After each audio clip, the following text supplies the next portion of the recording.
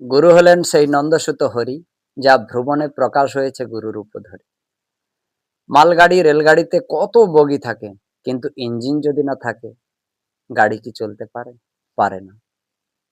হ্যাঁ, ইঞ্জিন এর সঙ্গে যখন বগি জুড়া হয় তখনই ট্রেন চলে যায়, অনেক যাত্রী নিয়ে যায়। তেমন গুরুদেবও সেই রকম।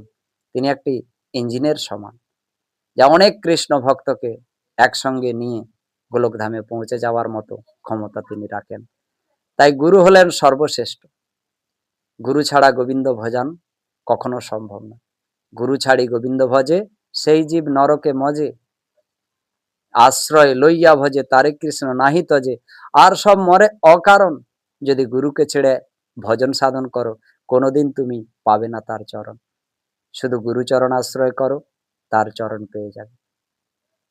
তাই যেমন দেখবেন বাছুরের সঙ্গে গাভী আসে, শুধু গাভী একা আসে না, বাছুরকে নিয়ে এলে গাভী চলে আসে। সেই রকম গুরুকে ধরলে কৃষ্ণও চলে আসে।